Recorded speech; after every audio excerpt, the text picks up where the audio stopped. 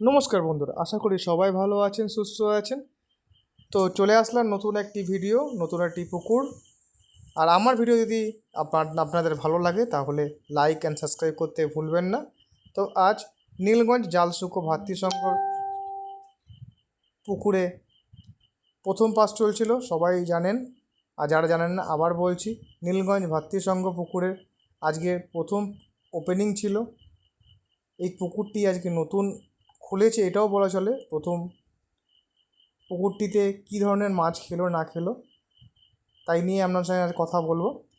আমি অনেক বিকেলবেলায় গেছিলাম, যখন আমরা ছিপ তুলেন তখন আমি সেই সময় যাই।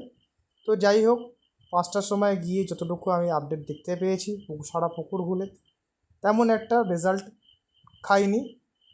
শিকারীদের মুখেই শোনা, সকালবেলায় মাছ খাচ্ছিল টুকটাক, তারপরে যত বেলা বেড়েছে আস্তে আস্তে মাছ খাওয়াও কমে গেছে।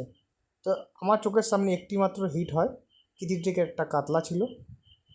আর আমি শুনেছি 1 থেকে 5 বা চোখে দেখিয়েছি এই সিটগুলোতে কেজি 10-15 কিলো কি তার থেকে একটু হয়তো বেশি হতে পারে, কম বেশি হতে পারে, এরকম মাছ খেয়েছে। তার উল্টো দিকের সিটে শুনেছি, মানে দুপারের সিট উল্টো, মানে ওপারের একটি নাকি বড় মাছ খেয়েছে সারা পুকুরে।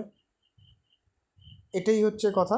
আমি নিচে নেমে, ওপর রাস্তা থেকে নিচে নেমে ভিডিও করতে পারিনি, জাল পুরো দেখানো সম্ভব হয়নি, কারণ বৃষ্টি হয়েছে, রাস্তা থেকে পুকুর অনেক নিচুতে।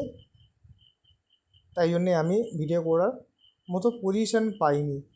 তবে যতটুকু আমি পেরেছি আপনাকে তথ্য তুলে দেওয়ার, রেজাল্ট আশাস্বরূপ ছিল না। হয়তো আগামী দিনে মাছ খেতে পারে।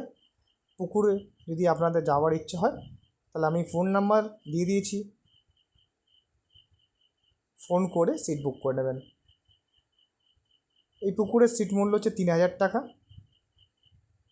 4 গাছা ছিপ, ছাতুর টোপ আর পাউডার টোপ অ্যালাউ আছে। আচ্ছা, আর আপনারা ভালো থাকুন, সুস্থ থাকুন। আর কথা বাড়ালাম না, আবার একটা দেখা হবে নতুন একটা ভিডিও নিয়ে। নমস্কার।